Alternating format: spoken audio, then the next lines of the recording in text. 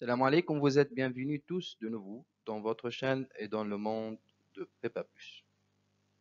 Cette vidéo est la première, Inch'Allah, dans une série de vidéos dans une nouvelle collection au cours duquel on corrigera des concours tunisiens d'entrée aux écoles d'ingénieurs. Spécialement, on traite les concours de la section maths physique. Pour le moment, on vous propose des corrections de sujet de maths 1, c'est-à-dire de l'analyse, et le début va être avec la session 2023. Très bien. Le sujet de cette session est ni autre qu'un seul problème formé de 5 parties dont les 3 dernières sont indépendantes et qui donnent une nouvelle approche pour la démonstration de la formule de Stirling que vous le connaissez déjà, je pense. On trouve quelques notations qu'on les utilisera au cours du problème, telles que la notion de la norme infinie pour l'espace de fonctions continues, que ce soit sur un segment ou sur R, la notion de l'adhérence et de fonctions génératrices. La partie 1 préliminaire dans laquelle on traite des questions préparatoires aux parties suivantes, des problèmes tels que donc l'inégalité dans la question 4. On exprime après la loi d'une variable aléatoire en fonction de sa fonction génératrice et aussi la stabilité de la structure soulevée par passage à l'adhérence. Ok. C'est bien de traiter et de préparer votre essai donc sur ce problème-là. Et s'il y a aussi des questions et des interrogations, vous pouvez les poser en quelque part dans la description de vidéo. Donc préparez vos questions. On commence alors la première partie. C'est parti. Commençons alors par la première question. Il vous demande de montrer que la fonction sinus est concave sur l'intervalle 0π/2 et déduire cette inégalité sur cette même intervalle. Vous savez que la concavité est caractérisée par le fait que f de 1 moins t fois x plus t fois y est plus grand que 1 moins t f de x plus t fois f de y. Pour tout x, y appartient au domaine sur lequel tu veux montrer qu'il est concave et quel que soit t appartient à 0. Bon, si la fonction admet un bon degré de régularité, par exemple de classe C2, donc il suffit de montrer que la dérivée seconde est négative pour montrer qu'elle est concave. Et si tu veux montrer qu'une telle fonction est convexe, il suffit de voir que si la dérivée seconde est positive. Bon, ici, on a besoin de la concavité. On sait bien que l'application sinus est de classe C2 sur R, en particulier sur l'intervalle 0π/2. En calculant la dérivée seconde, on trouve moins sinus, qui est évidemment négatif, quel que soit x, appartient à 0π/2. Bon, c'est-à-dire, sinus est concave sur cet intervalle. Si on prend la courbe représentative, on va voir évidemment que quoi? Que la courbe de l'application sinus sur ce domaine-là est au-dessus du corps de Lyon, donc deux points quelconques de cette courbe. Donc en particulier, il est au-dessus de la courbe liant les points 0, sinus 0 et π/2, sinus π/2, c'est-à-dire 0, 0 et π/2, 1. C'est bon, donc celle-ci, c'est une droite d'équation à x parce qu'il passe par l'origine. Et le a, qu'on le détermine tout simplement par si vous voulez, l'identification, il passe par π/2, 1, c'est bon. Donc c'est un calcul simple qui nous donne bien que a est égal à 2 sur π. C'est-à-dire tout simplement l'application, si vous voulez, de sinus x, il est plus grand que 2 sur π fois x, et ça c'est vrai, quel que soit x appartient à 0 π/2. C'est ce qu'il faut démontrer. Alors, pour la suite du problème, on désigne par f l'application définie de R dans C par cette expression exponentielle it moins 1 moins it. Je vous demande dans la deuxième question de montrer que f est équivalente à moins t carré sur 2 voisine de 0. Bon, f de t c'est égal à cette expression. On a besoin juste ici de la développement limité de l'exponentielle it d'ordre 2 pour trouver cette équivalence simple. On sait bien que lorsque t est voisin de 0, i fois t aussi est voisin de 0, donc on sait que l'exponentielle x est égale 1 plus x carré sur 2 factoriel plus petit tout de x carré au voisinage de 0. Ceci nous donne que exponentielle it est égale au voisinage de 0 à 1 plus it plus i fois t le tout carré sur 2 factoriel plus petit tout de t au carré. Bon, on peut trouver ce développement limité que ce soit de cette façon-là, c'est-à-dire en utilisant le développement des exponentielles. Sinon, vous pouvez écrire l'exponentielle it sous forme de cosinus plus i sinus et faire le développement limité de cos et sin au voisinage de 0 qui trouve la même développement évidemment.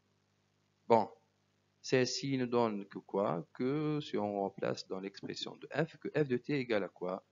Égale à moins t carré sur 2 plus petit tout de t au carré, évidemment au voisinage de 0. Et ça, c'est exactement la définition de l'équivalence entre f de t et moins t carré sur 2 au voisinage de 0.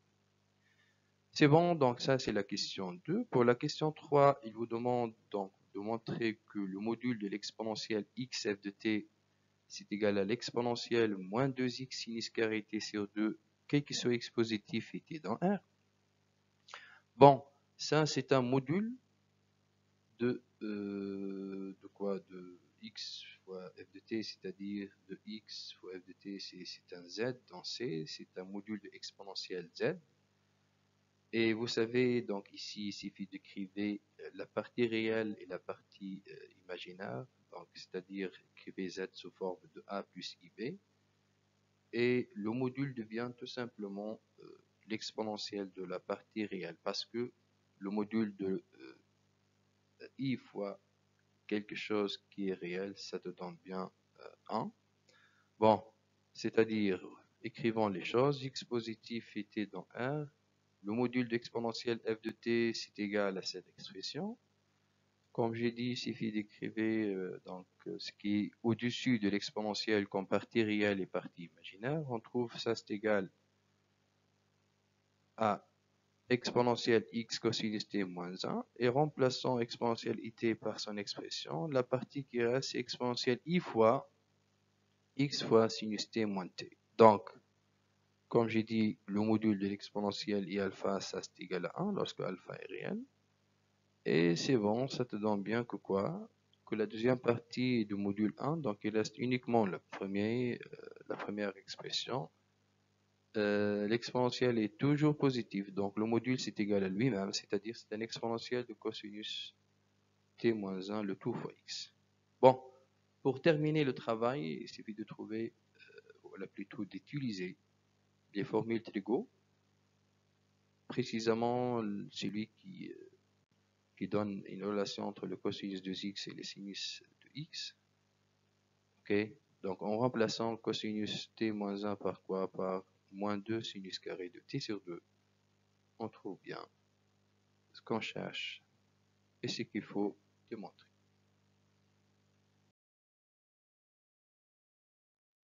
On arrive maintenant à la quatrième question, dans laquelle il nous demande de déduire que pour tout x positif et t moins pp, le module de l'exponentielle de x f de t est plus petit que l'exponentielle de moins 2x t carré sur pi carré.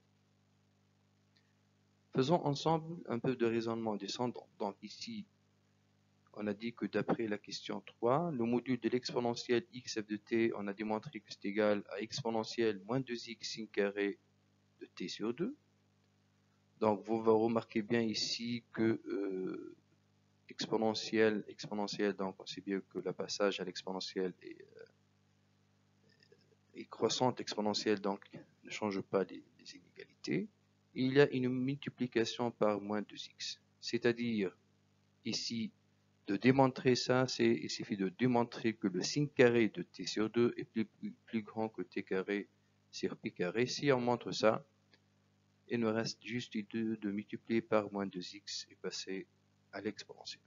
C'est-à-dire, tout simplement, on va utiliser la question 3 et cette identité, et la question 1 où on a une comparaison entre le sinus et 2 sur 2 sur pi fois x, bien sûr, sur l'intervalle 0 pi sur 2. Bon, ici, il nous demande de travailler pour x positif et t appartient à moins pi pi. Bon, lorsque t appartient à moins pi pi, le t sur 2, c'est dans moins pi sur 2, et c'est pas dans 0 pi sur 2. Donc c'est pour cela, on va commencer par le premier cas, c'est lorsque t appartient à 0 pi. Le t sur 2, c'est dans l'intervalle 0 pi sur 2. D'après la question A, on a sinus de t sur 2 est plus grand que 2 sur pi fois t sur 2, c'est-à-dire c'est t sur pi. Bon, cette quantité est positive, donc les deux sont positifs. On peut passer au carré et avoir, si vous voulez, cette inégalité. Bon, n'oubliez pas, bien sûr, il faut très bien vérifier le signe avant de passer au carré parce que l'application x au carré est croissante sur l'intervalle 0 plus infini, c'est pas sur tout terme. Ça va? Bon, ça c'est lorsque t appartient à 0 pi. Il reste le cas lorsque t appartient à moins pi 0. Dans ce cas-là, on utilise tout simplement le fait que l'application sin carré et t carré sont paires. Ok? C'est-à-dire, on a la même inégalité. Maintenant, on passe juste à une multiplication par moins 2x. Moins 2x qui est négatif, donc j'aurai bien ici que ça devient l'opposé, c'est inférieur ou égal à moins 2x fois t carré sur pi carré. L'exponentielle est croissante, donc lorsqu'on applique l'exponentielle, rien ne change. C'est-à-dire, le module de l'exponentielle de x f de t est plus petit que exponentielle moins 2x t carré sur pi carré, ce qu'il faut démontrer.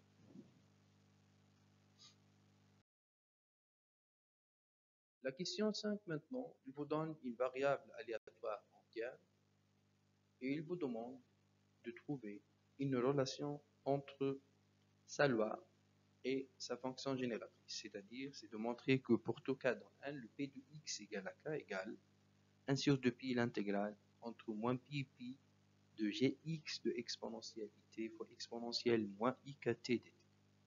Bon, rappelons tout d'abord la fonction génératrice. C'est défini par cette expression, c'est la somme de p de x égale n fois t puissance n lorsque t appartient à moins 1. Et on peut aussi même définir cette série sur le corps complexe pour les nombres de modules inférieurs ou égal à 1 sur cette expression. Et vous savez que la fonction génératrice, elle est définie sur le disque de centre 0 et de rayon R. R, c'est le rayon de cette série. Et cet rayon, il est supérieur ou égal à 1. Donc, il est bien défini dans le disque ouvert 0,1. Unité, je parle. Et la convergence absolue de la série lorsque z est du module 1, vu que la série somme de p de x égale à n est convergente, nous donne bien que c'est bon. Cette série, elle est très bien définie sur le disque unité fermé. Bon, en tout cas, on a alors x de oméga inclus dans n. Lorsque je prends t appartient à moins pi pi, ça va. Déjà, quel que soit t dans R, le module de l'exponentielle de it égale à 1, qui est inférieur ou égal à 1. Donc, inférieur ou égal à 1, c'est-à-dire quoi? C'est-à-dire, on peut très bien appliquer le gx à cette exponentielle it, parce que son module est inférieur ou égal à 1. D'accord? Alors, pour k appartenant à n, l'intégrale entre moins pi pi de gx de cette exponentielle de it fois exponentielle moins ikt égale à l'intégrale de la somme, on remplace le gx de exponentielle it par son expression, fois exponentielle moins ikt. Bon, on peut regrouper exponentielle int, exponentielle moins ikt, c'est exponentielle in moins kt. Et maintenant, on a besoin de quoi? De permuter entre intégrale et somme. Bon, on a le choix ici. Vous pouvez, par exemple, parce que le travail ici, c'est sur le segment moins pi, ok? Donc, puisque c'est sur le segment, on peut penser à appliquer l'intégration de la somme d'une série de fonctions, c'est-à-dire l'histoire de convergence uniforme et toutes ces choses-là. Et on peut aussi même appliquer les autres théorèmes qu'on a vus dans l'intégration quelconque, c'est l'histoire de l'intégration terme à terme, par exemple. Ok. Et c'est aussi valable, pourquoi? Parce que l'intégrale de module de ça, le module de ça, c'est le p de x égale n, donc son intégrale, c'est le terme général d'une série convergente, c'est bon, et vous avez la convergence simple, donc tout est bien vérifié, ça va? Donc on a deux chemins possibles. Bon, on a au moins deux chemins possibles, disons. Ça va? Bon, travaillons dans le cadre de l'histoire de l'intégration des séries de fonctions dans le chapitre suite des séries de fonctions.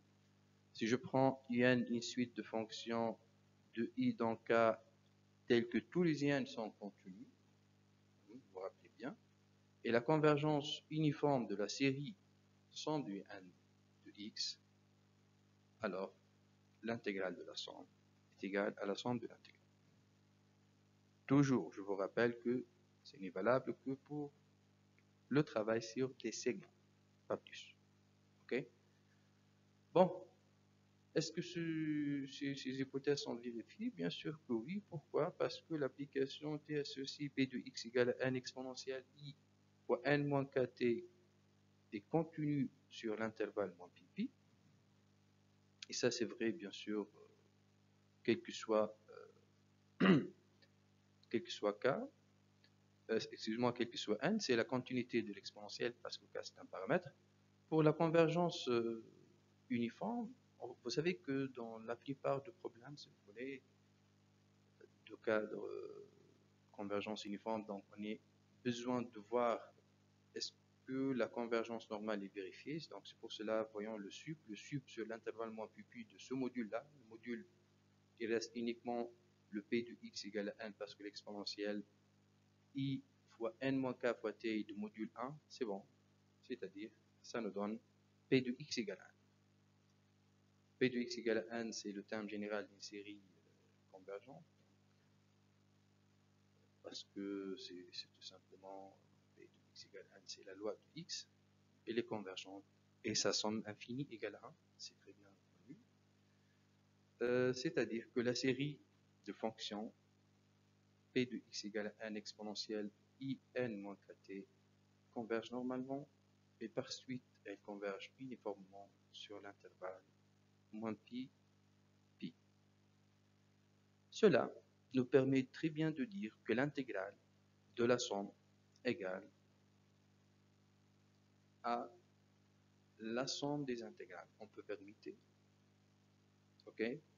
C'est-à-dire, il nous reste uniquement de voir quoi? De calculer ces intégrales-là pour achever le travail.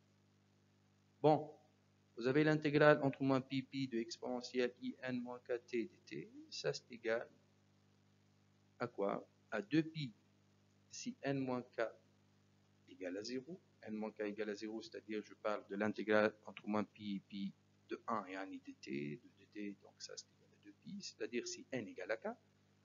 Et si n différent de k, c'est un 0, c'est un calcul simple parce que l'exponentielle i fois cet entier multiplié par t, les 2pi, donc périodique, donc ça nous donne bien ce 0-là, donc c'est un calcul simple. Finalement, de cette somme-là, il ne reste quoi? Il ne reste que lorsque le n égale à k, c'est tout. Et les autres, ils nous donnent des zéros. C'est-à-dire, c'est l'intégrale entre moins pi de p de x égale à k, et ça c'est égal à p de x égale à k fois 2pi. La différence de bord, c'est qu'il faut démontrer donc le p de x égale à k, c'est n'est autre que 1 sur 2pi fois cette intégrale. C'est bien. Avant la dernière question de la partie 1, donc il vous donne un espace vectoriel normé et F un sous-EV de E. Et la question 6, c'est quoi? C'est de montrer que l'adhérence de F est un sous-EV de E aussi. Bon, rappelons l'histoire de l'adhérence, c'est quoi? Donc l'adhérence d'une partie A, c'est l'ensemble des points adhérents. Point adhérent, c'est-à-dire quoi? C'est-à-dire que tout boule de centre, voilà, tout voisinage de A rencontre grand A. Yani, quel que soit R positif, la boule de centre A et de R rencontre l'ensemble grand A. Donc, dès que tu bouges un peu, tu rencontres le grand A. Ça, c'est l'histoire des points adhérents. Bon, souvent on utilise les suites, c'est-à-dire la caractérisation séquentielle qui donne une condition nécessaire et suffisante sur les points adhérents. C'est quoi? C'est que X est adhérent à A si seulement si il existe une suite de A qui converge vers X dans l'espace E muni de la norme double barre, parce que tout est relatif à la norme choisie dans le cadre général, sauf si on travaille en dimension finie. Bon, ici, on va montrer que F bar est un sous-EV. Pour montrer qu'une telle partie est un sous-EV, on sait bien que quoi? F est un sous-EV de E, c'est quoi? Si seulement si, il suffit de montrer deux propriétés. La première, c'est que F doit être non vide. Bon, en particulier, on montre bien qu'il contient le zéro, c'est pour voir qu'il est non vide. Et après, la stabilité par combinaison linéaire. On va démontrer ça pour notre partie liée F bar qui a demandé de voir que c'est un sous-EV. Alors, F est un sous-EV, donc il contient le 0, et puisque F inclut dans F bar, bien sûr, l'adhérence d'une partie, il contient l'ensemble lui-même, alors ça va, le 0 il est dans F bar, et ça c'est le premier point. Le deuxième point, je veux prendre X et Y dans F bar, et alpha appartient à E. Donc on veut voir s'il est stable par combinaison linéaire. Le fait que X appartient à F bar, alors on va trouver une suite xn de F qui converge vers X, bien sûr au sens de la norme double bar. Et le fait que Y aussi appartient à F bar, de même il existe Yn de F tel que Yn converge vers Y, toujours dans l'espace mini de cette même norme. Ça va? Alors, puisque Xn et Yn sont des éléments de F, et F c'est un sous-EV, c'est-à-dire il est stable par combinaison linéaire, donc alpha Xn plus Yn, il est aussi inclus dans F en tant que suite. Ça va? Et la combinaison linéaire des suites convergentes et aussi convergentes, ça converge vers la combinaison linéaire des limites, c'est-à-dire alpha xn plus yn tend vers alpha x plus y lorsque n tend vers l'infini, bien sûr, toujours dans l'espace milieu de la norme. Et ça, c'est un élément de f bar. Pourquoi? Parce que c'est une limite d'une suite de f.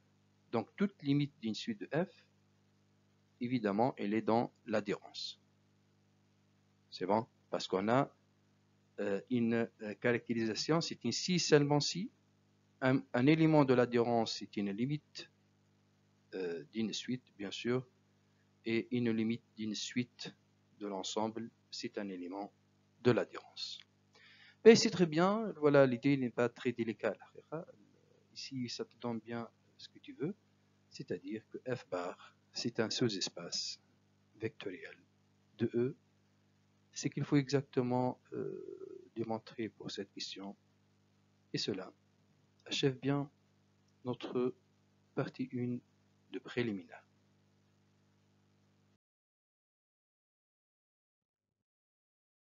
Enfin, on vous invite à préparer la partie suivante du problème qui trouve l'énoncé dans la description de vidéo.